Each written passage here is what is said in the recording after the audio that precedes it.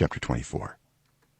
If a man marries a woman who becomes displeasing to him because he finds something indecent about her, and he writes her a certificate of divorce, gives it to her, and sends her from his house, and if after she leaves his house she becomes the wife of another man, and her second husband dislikes her and writes her a certificate of divorce, gives it to her, and sends her from his house, or if he dies, then her first husband who divorced her is not allowed to marry her again after she has been defiled. That would be detestable in the eyes of the Lord. Do not bring sin upon the land the Lord your God is giving you as an inheritance. If a man has recently married, he must not be sent to war or have any other duty laid on him. For 1 year he is to be free to stay at home and bring happiness to the wife he has married. Do not take a pair of millstones, not even the upper one, as security for a debt, because that would be taking a person's livelihood as security. If someone is caught kidnapping a fellow Israelite and treating or selling them as a slave, the kidnapper must die. You must purge the evil from among you.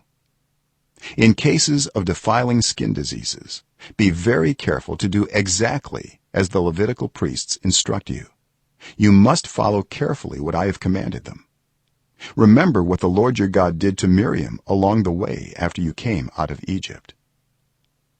When you make a loan of any kind to your neighbor, do not go into their house to get what is offered to you as a pledge. Stay outside and let the neighbor to whom you are making the loan bring the pledge out to you. If the neighbor is poor, do not go to sleep with their pledge in your possession. Return their cloak by sunset so that your neighbor may sleep in it.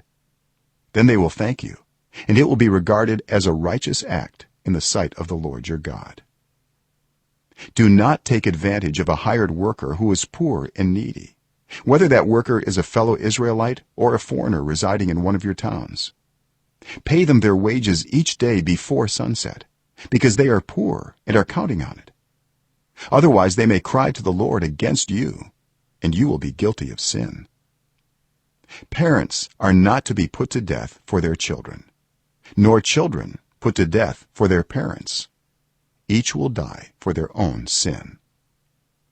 Do not deprive the foreigner or the fatherless of justice, or take the cloak of the widow as a pledge.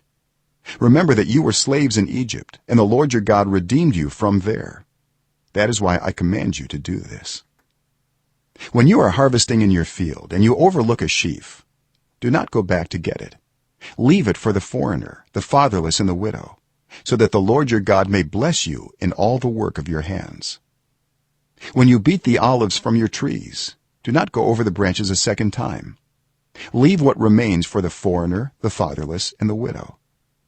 When you harvest the grapes in your vineyard, do not go over the vines again.